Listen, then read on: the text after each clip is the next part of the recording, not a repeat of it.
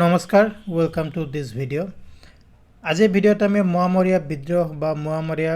ৰিভলিউনৰ বিষয়ে আলোচনা কৰিম কি আছিল এই বিদ্ৰোহ কোনে বিদ্ৰোহ কৰিছিল কাৰ বিৰুদ্ধে বিদ্ৰোহ কৰিছিল আৰু তাৰ এই বিদ্ৰোহৰ পৰিণতি স্বৰূপে কি হ'ল সেইখিনি কথা আজি ভিডিওত আমি আলোচনা কৰিম ওকে এতিয়া কথা হ'ল যে আপোনালোক যিসকলে বিভিন্ন ধৰণৰ কম্পিটিটিভ এক্সামিনেশ্যনৰ কাৰণে প্ৰিপাৰেচন কৰি আছে তেওঁলোকৰ কাৰণে এইটো ভিডিও হেল্পফুল হ'ব আৰু আমাৰ এইটো চেনেল লাৰ্নিং উইথ ৰিতুন ইয়াত আমি বহুতো মানে MCQs ভিডিও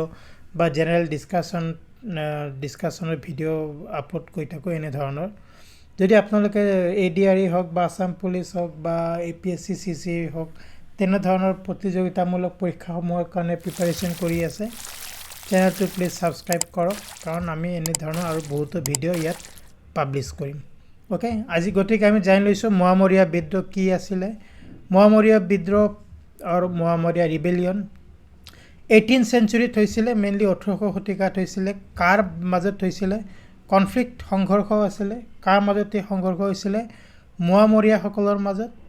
আৰু আহোম ৰাজা সকলৰ মাজত এটা প্ৰশ্ন হলে মোৱামৰীয়া সকল কোন হয় তেওঁলোক মটক হয় মেইনলি মৰাণ সকল আৰু চুতীয়া সকল ওকে আৰু তেওঁলোকে মায়ামৰা সত্ৰৰ অনুগামী আছিল ওকে মায়ামৰা সত্ৰৰ ফলো কৰিছিল তেওঁলোকে মেইনলি মোৱামৰীয়া মানে মটক আৰু চুতীয়া সকল হয় তেওঁলোকৰ বিদ্ৰোহ হৈছিল কাৰ বিৰুদ্ধে আহোম ৰাজা সকলৰ বিৰুদ্ধে ওকে প্ৰথম মোৱামৰীয়া বিদ্ৰোহ মানে কেতিয়া হৈছিল তেতিয়া আহোম ৰাজা আছিল লক্ষ্মী সিংহ ওকে লক্ষ্মী সিংহ বা লক্ষী সিংহ আহোমৰ ৰজা আছিল তেখেতৰ বিৰুদ্ধে প্ৰথম মোৱামৰীয়া বিদ্ৰোহ হৈছিল আৰু কি কাৰণে হৈছিল এই যে লক্ষী সিংহ আছিল আহোমৰ ৰজা সেইখিনি সময়ত তেওঁৰ উইকনেস তেওঁ দুৰ্বল ৰজা আছিল প্লাস তেওঁ মানে পপুলাৰ নাছিল আনপপুলাৰ তেওঁ মানে কুখ্যাত আছিল তেওঁ ভাল পোৱা নাছিল মোৱামৰীয়া সকলে আৰু কিবা কিবি এনে ধৰণৰ কাৰণত মানে প্ৰথমটো মোৱামৰীয়া ৰিভলিউন বা মোৱামৰীয়া বিদ্ৰোহ হৈছিল ইয়াৰ পৰিণতি স্বৰূপে কি হ'ল মোৱামৰীয়া বিদ্ৰোহ পৰিণতি স্বৰূপে আহোম সকলে এটা সময়ত মানে ৰাজধানী হেৰুৱাব লগা হ'ল মানে হত্যাৰ ফলত বহুতো মানুহৰ মৃত্যু হ'ল হয় বিভিন্ন হত্যাকাণ্ডৰ ফলত সেইখিনি সময়ত যিখিনি বিদ্ৰোহ হৈছিল মানুহ কমি গ'ল আহোম ৰাজ্যত আৰু আহোম সাম্ৰাজ্য মানে দুৰ্বল হ'ল পতন হ'ল আৰু সাবসিকুৱেন্টলি কি হয় বাৰ্মিজ সকলে আহোম ৰাজ্যত দখল কৰে আমি জানো যে এটা সময়ত আহোম ৰাজ্যক মানে ম্যান সকলে বা যি মান সকলে দখল কৰিছিল এইবিলাক কিন্তু সেই মোৱামৰীয়া বিদ্ৰোহৰ ফলতে সংঘটিত হয় কিয় হৈছিল মোৱামৰীয়া বিদ্ৰোহকে তো অলপ তাৰ মানে ব্যাকগ্ৰাউণ্ড দিয়া হৈছে ইয়াত হিষ্ট্ৰী দিয়া হৈছে কীৰ্তিচন্দ্ৰ বৰুৱা এজন আহোমৰ মিনিষ্টাৰ আছিল মন্ত্ৰী আছিল এইখিনি এটা কথা আপোনালোকক ৰিকুৱেষ্ট কৰিব বিচাৰিছো যে ব্যাকগ্ৰাউণ্ডত অলপ নয়েজ হ'ব পাৰে সেইখিনি হেতু ক্ষমা কৰিব কীৰ্তিচন্দ্ৰ বৰুৱা যিজন এজন আহোমৰ মিনিষ্টাৰ আছিল মন্ত্ৰী আছিল তেখেতে মোৱামৰীয়া যি গোসাই আছিল মোৱামৰীয়া সত্ৰৰ গোসাই তেখেতক এটা কাৰণত অসন্মান কৰিছিল কি কাৰণত কাৰণ যিজন মোৱামৰীয়া গোসাই আছিল তেখেতে আহোম ৰজা মানে সালুট কৰা নাছিল সন্মান জনোৱা নাছিল যেতিয়া এই গোসাইজন আহোম ৰজাৰ সৈতে মানে কত গৈছিল মানে কত ট্ৰেভেল কৰি আছিল আৰু এই অসন্মানৰ ফলস্বৰূপে কি হ'ল এই মোৱামৰীয়া গোসাইজন কিন্তু মানে বিদ্বেষ ভাৱৰ সৃষ্টি হয় ওকে তাৰপিছত দুজন মৰাণ চিফ দুজন মৰাণ মানে মৰাণ প্ৰসিদ্ধ ব্যক্তি সেই সময়ৰ ৰাঘৱ মৰাণ আৰু নাহৰ শইকীয়া তেওঁলোক মানে যি বছৰিকা কৰ দিব লগা হৈছিল আহোমসকলক সেই কৰ দিবলৈ আহোম কিংডম আহোম ৰাজ্যলৈ গৈছিল কিন্তু তেওঁলোকক অসন্মান কৰা হয় তেওঁলোকক মাৰধৰ কৰা হয় আৰু তাৰ ফলস্বৰূপে তেওঁলোক আহত হয় তেওঁলোকৰ নাম হ'ল ৰাঘৱ মৰাণ আৰু নাহৰ শইকীয়া আৰু তেওঁলোকে পৰৱৰ্তী সময়ত যিজন মোৱামৰীয়া গোসাই আছে সেই গোসাইক মানে তেওঁলোক অৱগত কৰে তেওঁলোকৰ বিৰুদ্ধে মানে তেওঁলোকক কি ব্যৱহাৰ কৰা হৈছিল আহোম ৰাজ্যত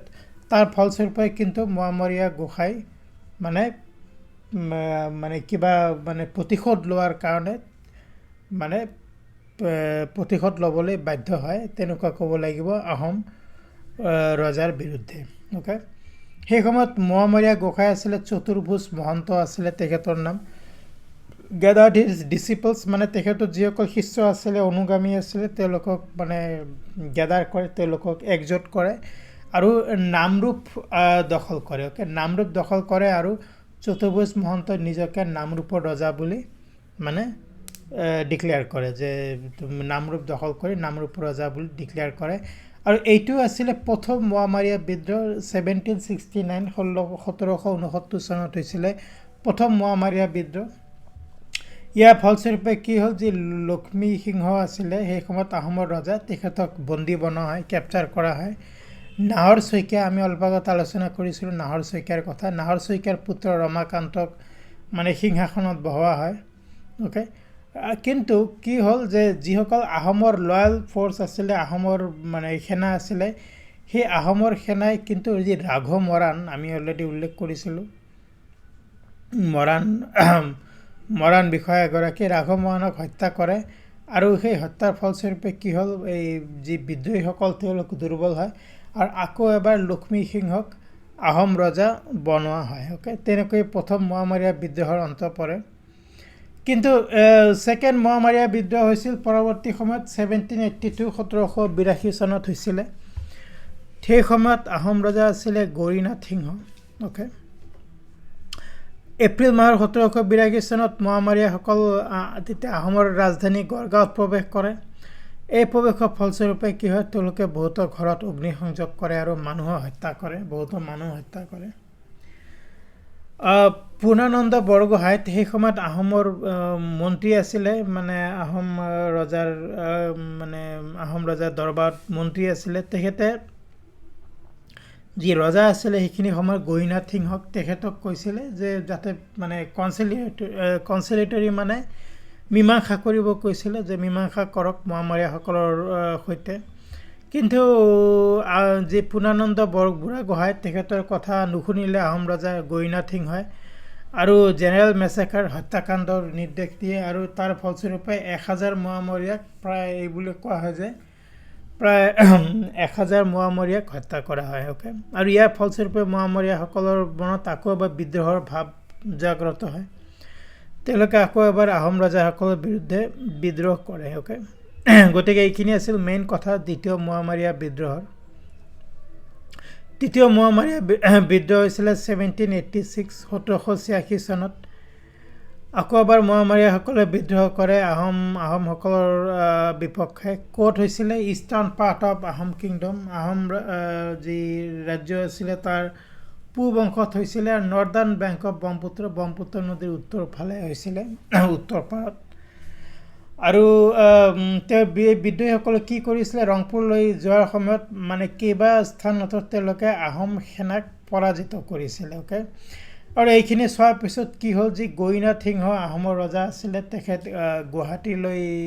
পলায়ন কৰে ওকে নিজৰ ৰাজধানী এৰি গুৱাহাটীলৈ পলায়ন কৰে আৰু পূৰ্ণানন্দ বুঢ়াগোহাঁই সেই সময়ত আমি পূৰ্ণানন্দ বুঢ়াগোহাঁইৰ কথা উল্লেখ কৰিছিলোঁ তেখেত আহোম ৰজাৰ এগৰাকী মন্ত্ৰী আছিলে তেখেতে কিন্তু মোৱামৰীয়াসকলৰ বিৰুদ্ধে মানে ব্ৰেভলি সাহসেৰে যুদ্ধ কৰে ওকে কিন্তু যেতিয়া দেখা গ'ল যে মানে সিচুৱেশ্যন মানে নিয়ন্ত্ৰণৰ বাহিৰত গ'ল তেতিয়া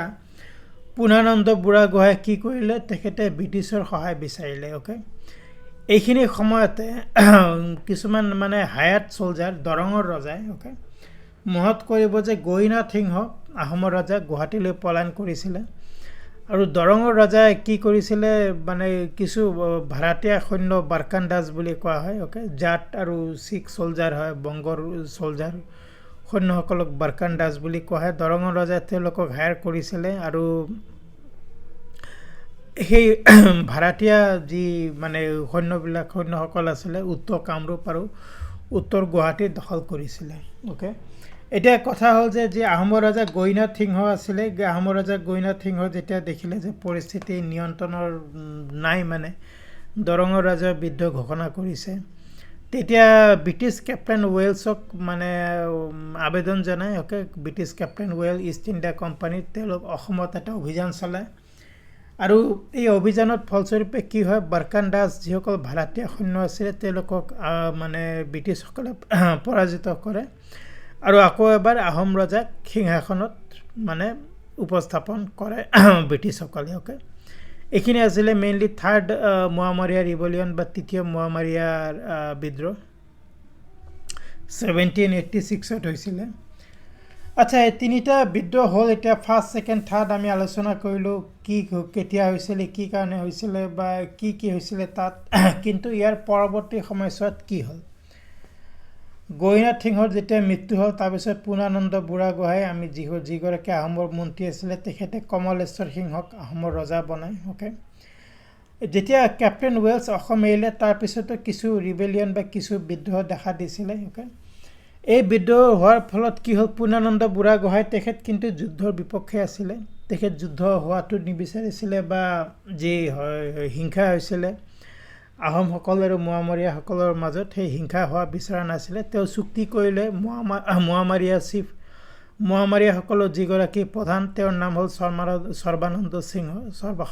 সিংহ। তেখেতৰ সৈতে এক চুক্তি কৰিলে যাতে তেনেধৰণৰ যুদ্ধ নহয় বা কিবা মীমাংসা কৰিব পাৰি। আৰু এই চুক্তিৰ ফলস্বৰূপে কি হ'ল, মানে ব্ৰহ্মপুত্ৰ নদী আৰু দিহিং নদীৰ যিখিনি অঞ্চল আছিলে, সেইখিনিক মানে মটক ৰাজ্য হিচাপে ঘোষণা কৰা হয়। অ'কে, মটকসকলৰ মোৱামৰীয়াই হয়, আমি অলৰেডি আলোচনা কৰিছোঁ। আৰু যিজন সৰ্বানন্দ সিংহ, তেখেতক সেই নতুন ৰাজ্যৰ অধিকাৰ দিয়া হয় যে ব্ৰহ্মপুত্ৰ নদী আৰু দিহিং নদীৰ মাজত যিখিনি মটক ৰাজ্য আছে, সেই মটক ৰাজ্যৰ দায়িত্ব কাক দিয়া হয়? সৰ্বানন্দ সিংহক দিয়া হয়, যাৰ সৈতে পূৰ্ণানন্দ বুঢ়াগোহাঁই যিগৰাকী আহোমৰ মন্ত্ৰী আছিলে, তেখেতে চুক্তি কৰিছিলে। আৰু এই মোৱামৰীয়া বিদ্ৰোহৰ মানে তিনিটা মোৱামৰীয়া বিদ্ৰোহৰ মানে এইখিনি কিন্তু আহোম ৰাজ্যৰ বা আহোম ৰাজ্যৰ ভেটি বহুতখিনি দুৰ্বল কৰি তুলিছিলে, যাৰ কাৰণে এটা সময়ত আহোম ৰাজ্য কিন্তু মানসকলৰ অধীনলৈ গৈছিল। আৰু পৰৱৰ্তী সময়ত ইয়াণ্ডাবু চুক্তি অনুসৰি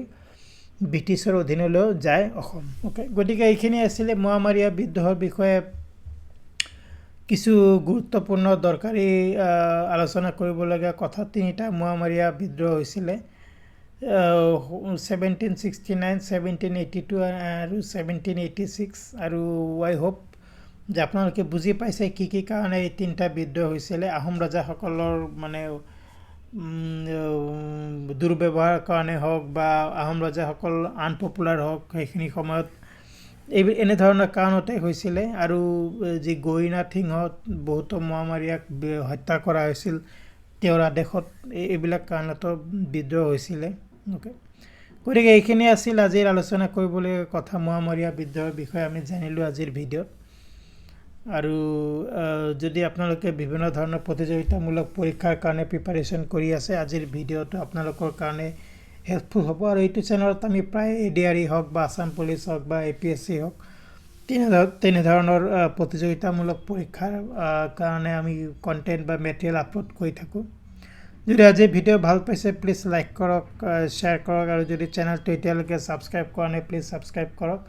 এনেধৰণৰ আন এটা ভিডিঅ'ত আমি অতি সোনকালে লগ পাম। Thank you very much and I will see you soon.